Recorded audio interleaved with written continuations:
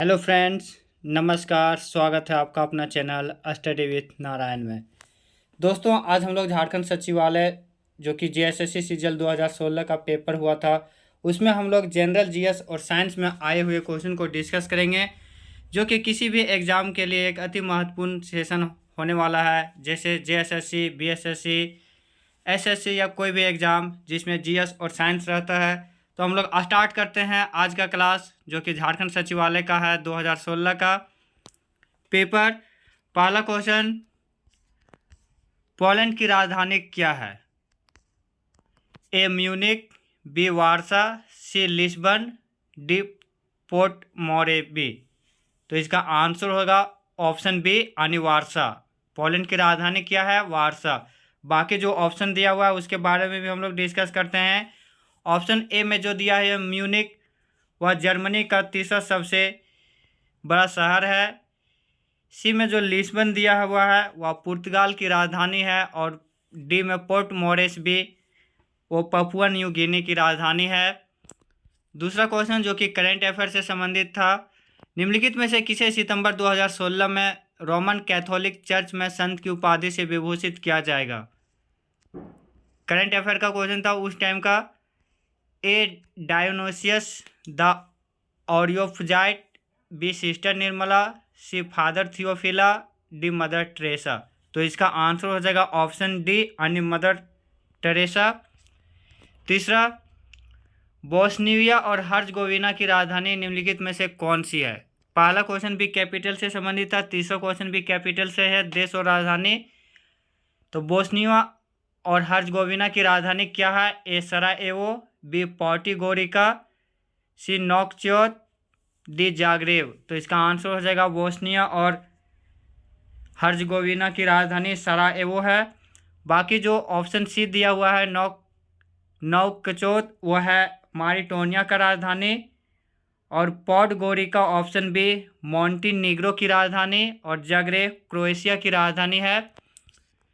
चौथा, निम्नलिखित में से किस भारतीय क्रिकेटर को मेरिलबॉर्न क्रिकेट क्लब की आजीवन सदस्यता से सम्मानित किया गया है? ये क्वेश्चन जब पूछा गया था 2016 में, तो ये करंट अफेयर से संबंधित था, जिसका आंसर सौरभ गांगुली जाता। लेकिन इसको हम लोग करंट अफेयर 2023 से कनेक्ट करते हैं। तो 2023 में भारत के 5 क्रिकेटरों को मेरिलबॉर्न क्रिकेट क्लब यानी एमसीसी में शामिल किया गया है, जिनका आजीवन सदस्यता दिया गया है। वो 5 क्रिकेटर हैं: भारतीय टीम के पूर्व कप्तान महेंद्र सिंह धोनी, ऑलराउंडर सुरेश रैना और युवराज सिंह, महिला क्रिकेटर गेंदबाज झूलन गोस्वामी, और महिला टीम के प्रमुख बल्लेबाज रह चुके कैप्टन मिताली राज। नेक्स्ट, रॉबिन सी 2005 में इंडियन सुपर लीग में निम्नलिखित में से कौन सी टीम के लिए खेले थे? ये भी करंट अफेयर का क्वेश्चन है, ये हम लोग के लिए ज़रूरी नहीं है, इसे स्किप करते हैं। आंसर जाता है इसका दिल्ली डायनामोज एफसी। छठा, 1 जनवरी 2016 की स्थिति के अनुसार भारत में कितने उच्च न्यायालय है? यह भी करंट अफेयर का क्वेश्चन था। तो फ्रेंड्स, करंट अफेयर का क्वेश्चन अच्छा खासा पूछा हुआ था उस सेशन में भी, 2016 में भी। इसका आंसर उस समय 24 जाता, पर अभी अगर 2023 की रिपोर्ट के अनुसार से देखा जाएगा तो भारत में उच्च न्यायालय की कुल संख्या है वह है 25, और नवीनतम उच्च न्यायालय है वह अमरावती उच्च न्यायालय। सातवां, प्रायद्वीप पठार विश्व के सबसे पुराने भूभागों में से एक है, निम्नलिखित में से किसका एक हिस्सा था? ए मिजो भूमि, बी गारो भूमि, सी गोंडवाना भूमि, डी खासी भूमि। तो इनका आंसर जाता ऑप्शन सी यानी गोंडवाना भूमि। प्रायद्वीप पठार जो कि गोंडवाना भूमि का एक हिस्सा था। नेक्स्ट, निम्नलिखित में से कौन से आयोग ने उस ज्ञापन को प्रस्तुत किया था जिसमें अलग झारखंड राज्य के गठन की मांग की गई थी? अलग झारखंड राज्य के गठन की जब मांग की गई थी तो आयोग किस पे था जिस पे ज्ञापन सौंपा गया था? ऑप्शन ए सरकारिया आयोग, ऑप्शन बी एचिसन आयोग, ऑप्शन डी साइमन आयोग, ऑप्शन डी टॉटनहम आयोग। तो इसका आंसर जाता ऑप्शन सी साइमन आयोग। छोटा नागपुर उन्नति समाज के द्वारा से 1928-29 में ये इस पे ज्ञापन सौंपा गया था। साइमन आयोग जो कि 3 फरवरी 1928 को भारत आया था, 8 नवंबर 1927 का इसका गठन हुआ था। जॉन साइमन इसके अध्यक्ष थे। इसमें कुल 7 सदस्य थे। जब यह बॉम्बे आया था तो उस समय लाला लाजपत राय के नेतृत्व में साइमन गो बैक का नारे लगाया गया था, जिसमें अंग्रेज पुलिस अधिकारियों द्वारा लाला लाजपत राय की लाठी प्रहार से मृत्यु हो गई थी। नेक्स्ट, ये भी करंट अफेयर का क्वेश्चन है। मैक्स वर्स्टैपेन निम्नलिखित में से किस पेशेवर खेल में खेलते हैं जो 2015 ओवरटेक सूची में टॉप किए थे? तो मैक्स वर्स्टैपेन फॉर्मूला खिलाड़ी हैं। 10वां क्वेश्चन, भारतीय संविधान की 8वीं अनुसूची में निम्नलिखित में से शामिल कौन सी भाषा सिनो तिब्बतियन भाषा समूह से संबंधित है? ए डोगरी, बी उर्दू, सी बोडो, डी उड़िया। तो इसका आंसर हो जाएगा ऑप्शन सी बोडो, जो कि सिनो तिब्बतियन समूह से संबंधित है। भारतीय संविधान में शामिल यह भाषा है। 2003 में इसे शामिल किया गया था 86वां संविधान संशोधन के तहत। 11वां, निम्नलिखित में से किस भारतीय अमेरिकी शिक्षक को गणित, विद्या और विज्ञान शिक्षण में उत्कृष्ट के लिए बराक ओबामा द्वारा राष्ट्रपति पुरस्कार से सम्मानित किया गया था? ये भी करंट अफेयर का क्वेश्चन है, इसे हम लोग स्किप करते हैं। आंसर जाता है दर्शन जैन।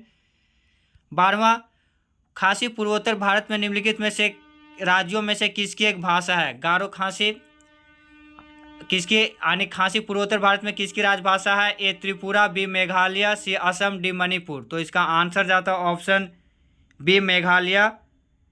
मेघालय में और जो बोली जाने वाली भाषा है वह है गारो।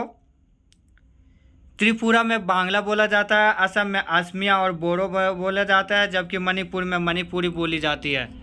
13वां, निम्नलिखित में किसका संबंध परमाणु की खोज से है? A Robert Koch, B Niels Bohr, C Christiaan Eijkman, D Evangelista Torricelli यानी ई टॉर्सेली।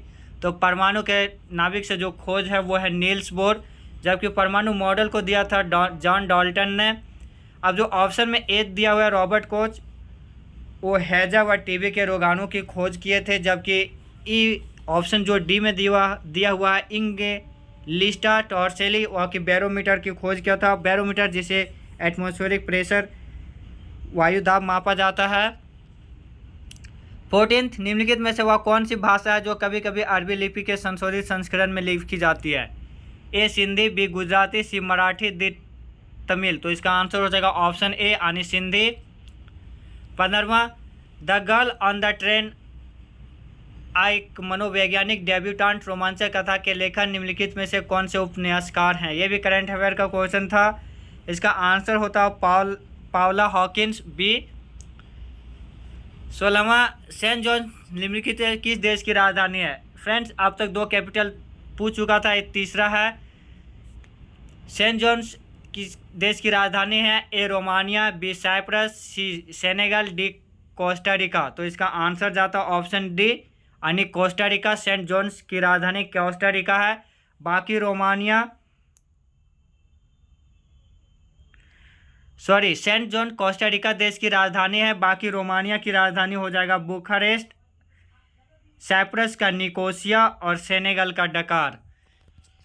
17वां, भविष्य के खाद्य संकट के लिए वैकल्पिक समाधान और ब्लू क्रांति के अग्रदूत निम्नलिखित में से किस व्यक्ति को स्नेहक शांति पुरस्कार 2015 से सम्मानित किया गया था? यह उस समय का करंट अफेयर है, इसे भी स्किप करते हैं। आंसर होगा इसका ऑप्शन ए। 18वां, ग्रेगर जॉन मेंडल निम्नलिखित में से किस वैज्ञानिक विकास से संबंधित है? ए प्रिंटिंग प्रेस का आविष्कार, बी ब्रह्मांडीय विकास का सिद्धांत, सी आनुवांशिक लक्षणों की विरासत के नियम, डी आवर्त सारणी का वर्गीकरण। तो ग्रेगर जॉन मेंडल जो कि आनुवांशिक लक्षणों के विरासत नियम से संबंधित है। बाकी जो ऑप्शन ए दिया हुआ है प्रिंटिंग प्रेस, इसका आविष्कार गुटेनबर्ग ने किया था। ब्रह्मांडीय विकास का सिद्धांत बिग बैंग थ्योरी रिलेटेड है, जो कि जॉर्ज लेमेंथर ने दिए थे। 19वां, महेंद्र सिंह धोनी जब 2016 में IPL खेले थे तो किस टीम का प्रतिनिधित्व किए थे? यह भी करंट अफेयर का क्वेश्चन है। उस समय जब धोनी 2016 में खेले थे तो चेन्नई को 2 सालों के लिए बैन किया गया था। उस समय Dhoni rising Pune super giants के लिए खेले थे, यानी ऑप्शन सी। 20वां, निम्नलिखित में से कौन से वैज्ञानिक विकासवाद के सिद्धांत से संबंधित है? A Charles Darwin, B James Watt, C Wilhelm Wundt, D Frederick Sanger. तो इसका आंसर जाता option A Charles Darwin. James Watt भाप इंजन से संबंधित है।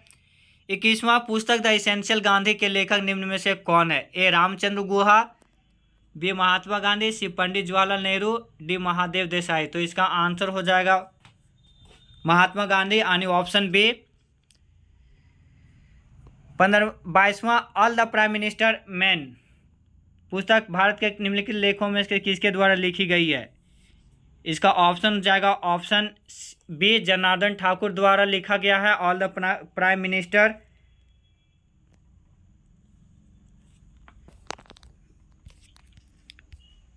23वां नेशनल हेराल्ड मामले के में अर्जीदार निम्नलिखित में से कौन है? ये भी करंट अफेयर का क्वेश्चन है। तो इसका आंसर जाएगा सुब्रमण्यम स्वामी यानी ऑप्शन सी। 15वां और एक महत्वपूर्ण क्वेश्चन है कोई भी एग्जाम के लिए, ये नीति आयोग के अध्यक्ष निम्नलिखित में से कौन है? प्रधानमंत्री, वित्त मंत्री, गृह मंत्री, भारत के उपराष्ट्रपति। तो फ्रेंड्स हम लोग जानते हैं कि योजना आयोग जो था 12वीं योजना आयोग जिसका कि 2012 से 2017 कार्यकाल था, उसके स्थान पर 1 जनवरी 2015 को योजना आयोग की जगह पे नीति आयोग लाया गया था, जिसका फुल फॉर्म होता है national institute for transforming India, जिनके करंट अध्यक्ष होते हैं प्रधानमंत्री। जो भी प्रधानमंत्री रहते हैं वो इनके अध्यक्ष होंगे। जब ये आया था उस समय इनके प्रथम अध्यक्ष नरेंद्र मोदी थे और अब भी वो प्रधानमंत्री है। तो यानी नीति आयोग के वर्तमान भी अध्यक्ष भी पूछा जाए तो वो भी प्रधानमंत्री ही नरेंद्र मोदी होंगे। 25वां पंचायती राज व्यवस्था के त्रिस्तरीय संरचना में सबसे ऊंची स्थान निम्न में से कौन सा है? ए जिला परिषद, बी ग्राम सभा, सी राज्य सरकार, डी केंद्र सरकार। तो पंचायती राज व्यवस्था त्रिस्तरीय पंचायत में सबसे ऊंची व्यवस्था हुआ है जिला परिषद का। 26वां ऊपरी सदन जिसे राज्यसभा कहा जाता है कि अध्यक्षता निम्नलिखित में से किसके द्वारा किया जाता है? तो हम लोग जानते हैं कि उपराष्ट्रपति राज्यसभा का प्रधान सभापति होता है, इसी के द्वारा ऊपरी सदन यानी राज्यसभा का अध्यक्षता किया जाता है। 27वां चिल्का झील निम्नलिखित में से किस राज्य में है? चिल्का झील जो कि उड़ीसा का एक अति महत्वपूर्ण झील है यानी ऑप्शन सी उड़ीसा राज्य में। 28वां भारत का संविधान मूल रूप से कितने भागों में विभाजित था? ए 15, बी 18, सी 22, डी 24। तो फ्रेंड्स हम लोग जानते हैं कि भारत का संविधान मूल रूप से 22 भागों में विभाजित था। भारत का संविधान मूल रूप से 22 भाग 8 अनुसूची था, बाद में 4 और जोड़ा गया। अभी वर्तमान में 12 अनुसूची है और 395 अनुच्छेद में विभक्त है भारतीय संविधान। 29वां झारखंड के निम्नलिखित जिलों में से कौन सा जिला विश्व में अभ्रक के मुख्य स्रोतों में से एक है? फ्रेंड्स इसका आंसर जाता कोडरमा, परंतु यहाँ पे कोडरमा आंसर है नहीं दिया हुआ ऑप्शन में, तो आंसर डी दिया हजारीबाग। तो कोडरमा के आसपास जो जिले हैं हजारीबाग और गिरिडीह, इसमें भी अभ्रक पाया जाता है और बिहार के गया में भी अभ्रक पाया जाता है। तो यहाँ जो ऑप्शन दिया हुआ है उसके अनुसार तो जाएगा हजारीबाग, पर रियल में इसका आंसर जाता कोडरमा। नेक्स्ट, भारत में संवैधानिक सुधारों पर चर्चा करने के लिए पहला गोलमेज सम्मेलन कहाँ आयोजित किया गया था? तब पहला गोलमेज सम्मेलन जो कि 3 गोलमेज सम्मेलन हुआ था, तीनों लंदन में हुआ था यानी ऑप्शन ए। 31वां चौरी चौरा तहसील कौन से जिले में है जहां नाराज भीड़ ने स्थानीय पुलिस थाने को आग लगाया था? ए कानपुर, बी आजमगढ़, सी जौनपुर, डी गोरखपुर। तो चौरी चौरा हत्याकांड जो कि 5 फरवरी 1922 को हुआ था, जिसमें उग्र भीड़ ने पुलिस थाने में आग लगा दिया था, वह गोरखपुर में है।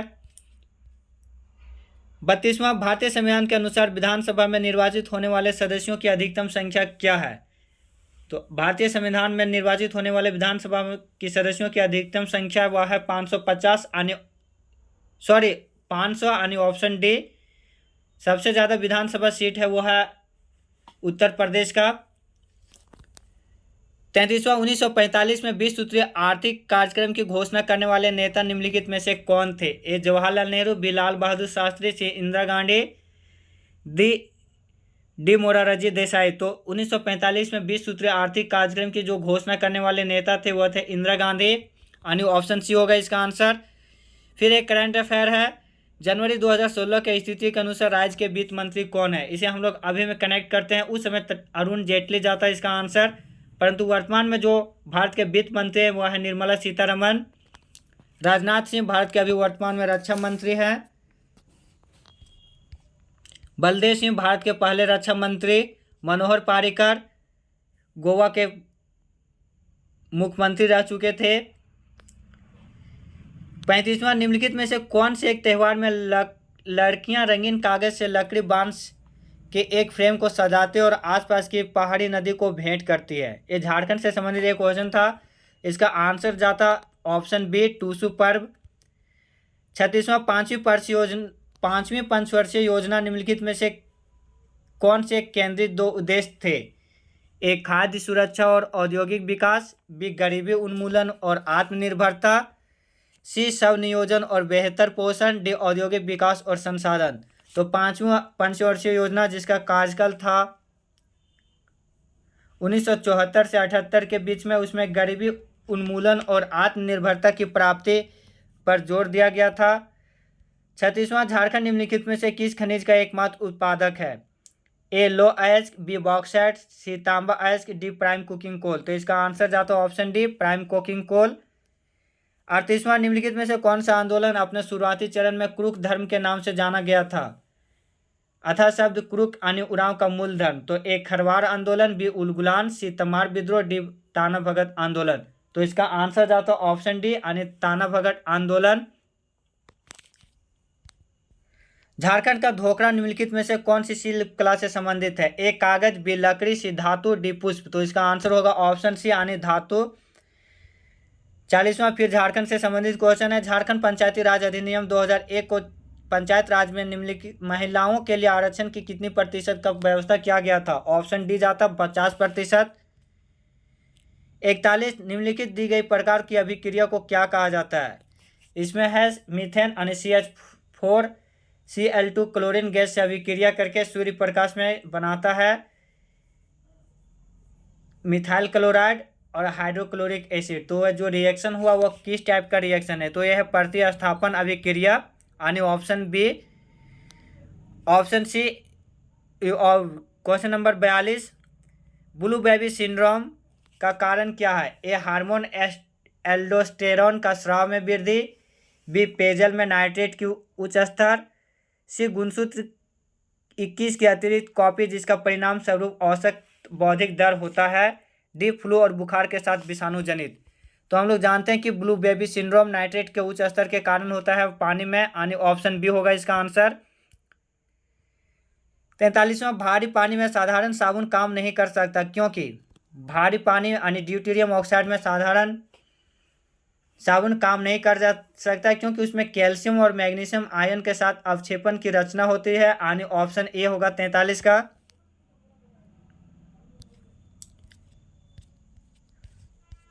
44, द्रव्यमान m1 के एक पिंड A और द्रव्यमान m2 के एक पिंड B जिनके वेग क्रमशः v1 और v2 है कि बराबर गतिज ऊर्जा है, यानी दो पिंड का मास भी दिया हुआ है और वेलोसिटी भी दिया हुआ है, उसका काइनेटिक एनर्जी बोल रहा है इक्वल है, तो उसका मोमेंटम P1 और P2 में क्या संबंध है? तो फ्रेंड्स हम लोग जानते हैं कि काइनेटिक एनर्जी इक्वल टू होता है हाफ mv²। इसे हम लोग कनेक्ट करेंगे तो kinetic energy equal to half m1v1² और काइनेटिक एनर्जी ke2 दूसरा बॉडी का लेंगे तो हाफ m2v2² हो जाएगा। अब दिया हुआ है कि काइनेटिक एनर्जी दोनों का इक्वल है, यानी के काइनेटिक एनर्जी इक्वल है, तो यहाँ half m1v1² equal to half m2v2²। यहाँ से हम लोग v1 और v2 निकालेंगे तो v1 और v2 रेशियो हो जाएगा m2/m1। अब हम लोग जानते हैं कि मोमेंटम इक्वल टू क्या होता है? √2 into mass into kinetic energy. तब हम लोग रेशियो ले लेंगे P1/P2 इक्वल टू √2 m1/m2। 2 से 2 कट गया, m1/m2 बचा और काइनेटिक एनर्जी का जो फॉर्मूला था वो हम लोग बैठा देंगे हाफ m1v1x² हाफ बटे हाफ m2v2²। यहाँ से कैलकुलेट करेंगे v1 v2 का जो वैल्यू आया था m2/m1 उसे हम लोग बैठा देंगे, तो यहाँ पे √P1/P2 इक्वल टू हो जाएगा √m1/m2, यानी इसका आंसर जाता है ऑप्शन डी 44 नंबर का।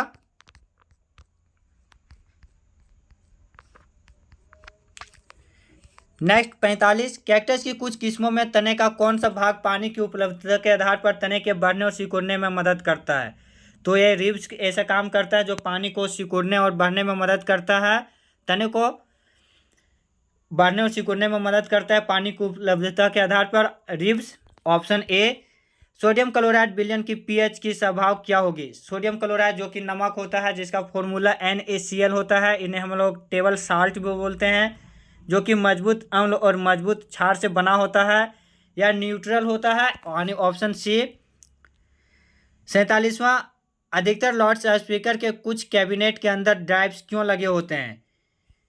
ए स्पीकर को नुकसान से बचाने के लिए, बी अनावश्यक बाहरी ध्वनि के हस्तक्षेप को रोकने के लिए, सी रचनात्मक हस्तक्षेप को अनुमति देने के लिए, डी हानिकारक हस्तक्षेप को रोकने के लिए। तो हम लोग इसका आंसर हो जाएगा ऑप्शन डी, यानी हानिकारक हस्तक्षेप को रोकने के लिए लाउड स्पीकर में कुछ कैबिनेट के अंदर ड्राइव्स लगाए जाते हैं।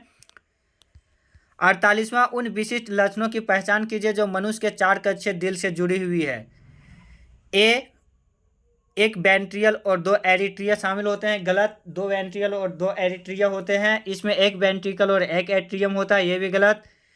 या रक्त सप्लाई में ऑक्सीजन भरने के लिए गिल्स का प्रयोग करते हैं। ह्यूमन बॉडी में गिल्स का उपयोग नहीं होता है, गिल्स का उपयोग मछली में होता है। Option D. या ऑक्सीजन समृद्ध रक्त से ऑक्सीजनहीन रक्त को अलग करती, यही होगा इसका आंसर, यानी 48 का ऑप्शन डी। चॉकलेट बनाने में प्रयुक्त ठोस कोको में कौन सा रसायन दिखाई नहीं पड़ता है? ए थियोब्रोमिन, बी फेनेथेलेमिन, सी कैफीन, डी ट्राइक्लोरोइथेन। तो चॉकलेट बनाने में प्रयुक्त ठोस कोको में ट्राइक्लोरोइथेन का प्रयोग नहीं किया जाता है, सॉरी नहीं दिखाई पड़ता है, 49 का होगा ऑप्शन डी। 50, 2 बिलियन के बिलियन एक का pH 1 है और दूसरा मात्रा है 100 मिलीलीटर, उसे एक अन्य बिलियन के साथ जिसका pH 2 है और मात्रा है 200 मिलीलीटर मिलाया जाता है तो मिश्रण के परिणामी pH का मान क्या होगा? इसका आंसर हो जाएगा ऑप्शन ए 1.39। 51, क्रासुलेशन अम्ल उपापचय की कौन सी प्रक्रिया से संबंधित है? ए नाइट्रोजन स्थिरीकरण, बी सल्फर स्थिरीकरण, सी कार्बन स्थिरीकरण, डी फास्फोरस स्थिरीकरण। तो क्रासुलेशन अम्ल उपापचय कार्बन स्थिरीकरण से संबंधित है, यानी ऑप्शन सी। 52वां, पावर के लिए इनमें से कौन सा संबंध सही नहीं है? तो हम लोग जानते हैं कि P = VI होता है, अब पावर = VI यानी voltage into current.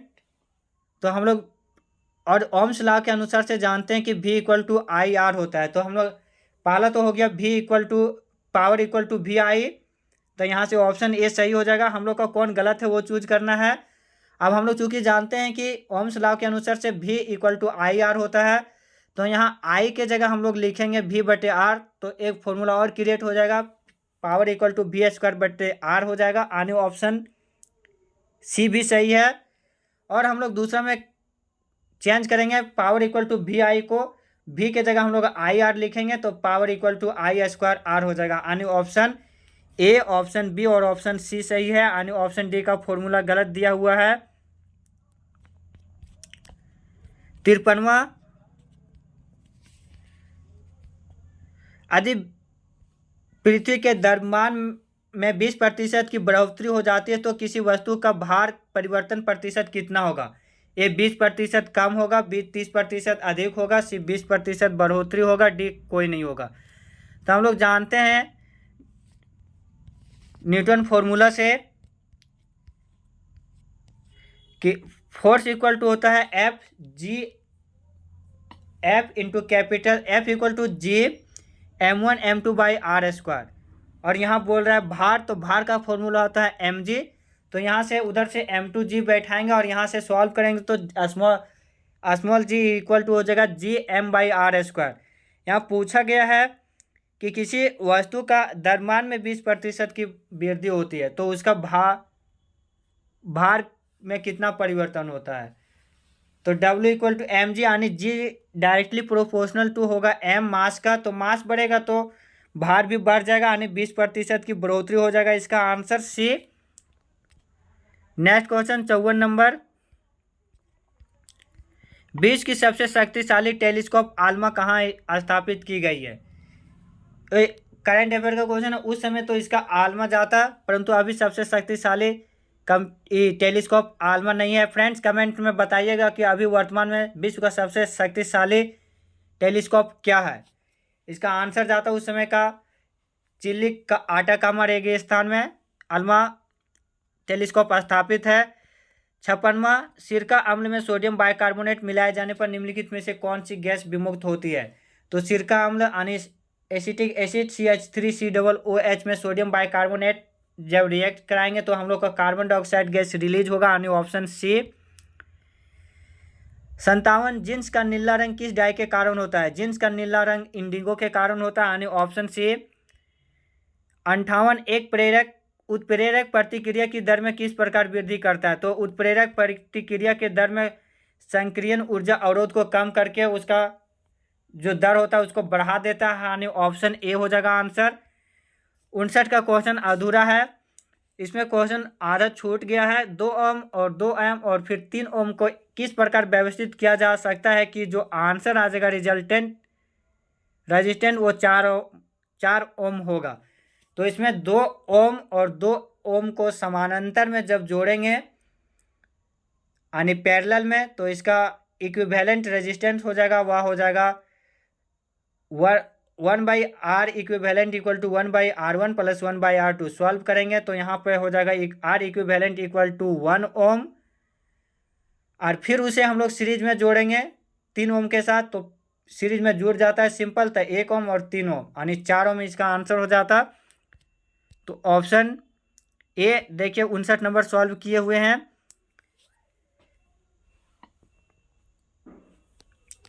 Next 60 number और आज का आखिरी क्वेश्चन, उपकरण ग्रंथि का कार्य क्या है।